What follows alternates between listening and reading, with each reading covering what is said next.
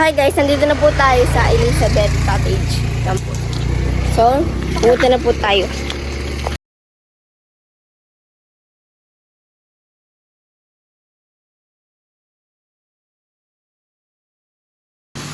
So, ito po yung siya ng Elizabeth. Tingnan po natin. So, ito po yung car. Kung daw nila maligtas na rin, ito po sila nagpapalilaw. Pasok. Ay po. So, may naliligo pa po.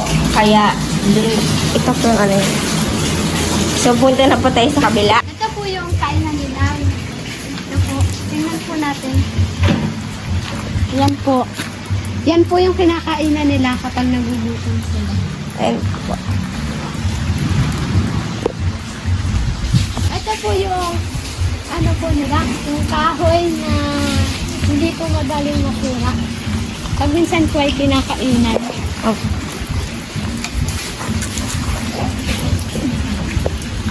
So, dito po yung nagbago nila. Dito sa nililipit. Sorry po dito mga pinagalaw. At may sabon po dito. Dito po. Saka may smart po dito. Brush. Dito po tayo. Pasok. Pasok. Pasok. Pakita mo. Ayan po. Tsaka dito po. So, yan po.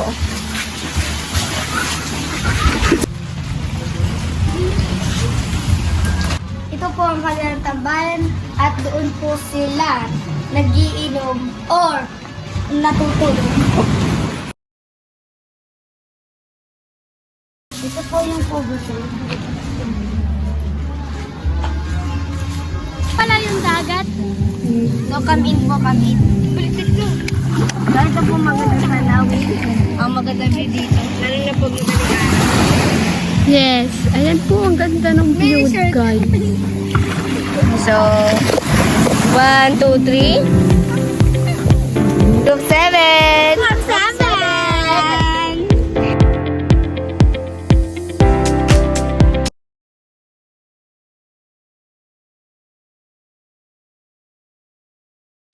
Nandito na po tayo sa school. So, let's go.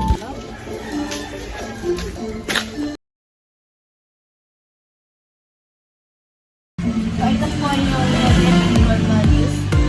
Maka-Diyos, makatao, at makagkasan at makabansa.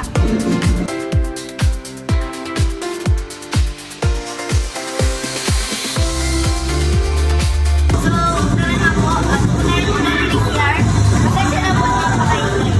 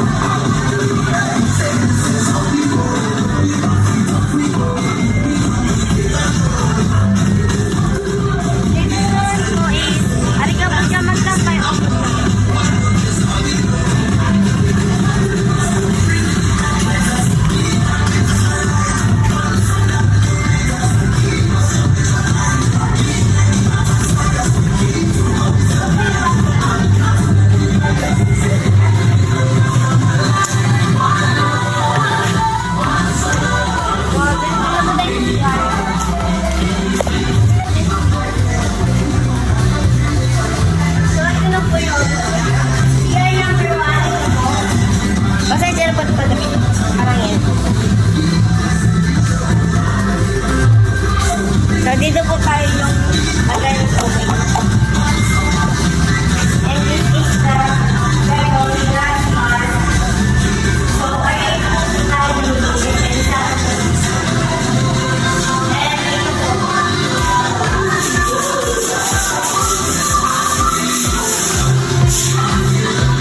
So, next na po tayo.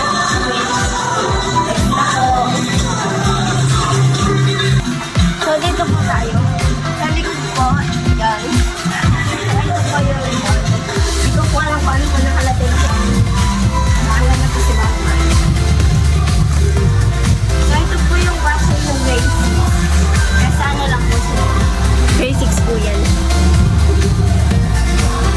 Ito po yung ano ng grade 6.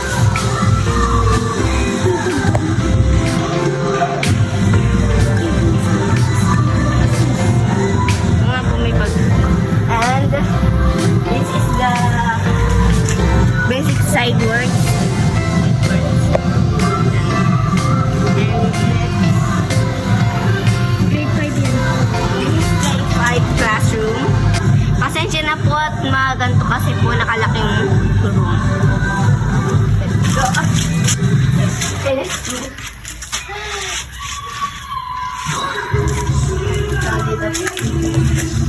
This is one ko pala kung nakalagay dito. Basta maganda siya daw. Let's go. And isama naman po tayo sa madalas paglaruan dito. Dito po. Dito po talaga madalas maglaro ng pogs and everything. At dito po alin po kayong tumambang.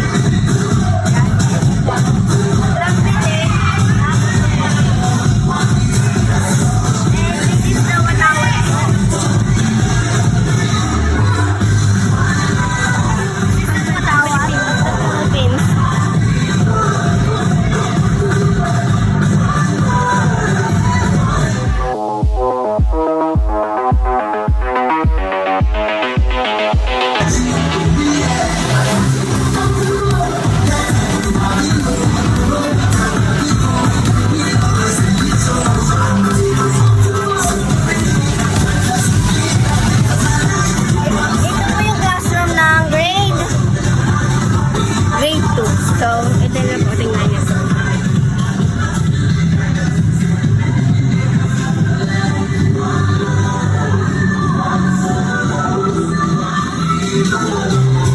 So, ako na pinag-video kasi umalis po yung nagtaga-video.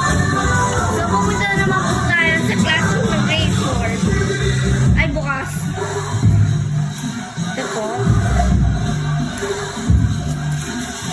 Pagod na po kasi iba namin kasama kasi yung isa pa po, hindi pa po nakain. Hindi po tayo pwedeng pumasok niya kasi baka po tayo mapagbintangan. Yes, guys. Pero, ano lang, ganito lang. Silip lang, guys. Silip lang. Dito po.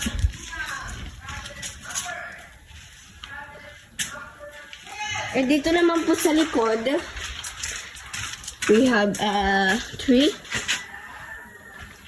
And basura. Pero bisin po natin yan. Ay, melty sana. Oo. So, so, hindi po tayo papaspil. So, Okay. dito na po tayo sa exciting part. And, bukat na po dito. Look after you. And grade 5 room. Sarado po.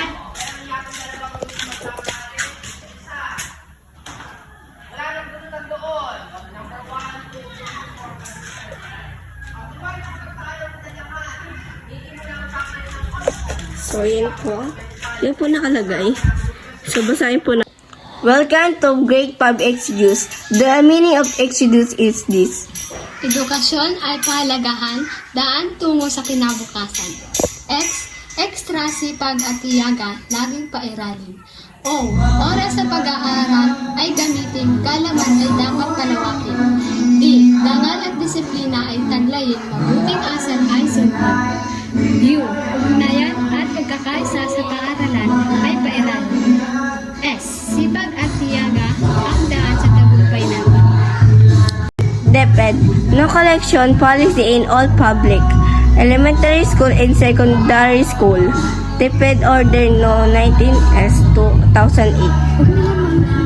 So, ito po yung Ma'am Erin, this classroom.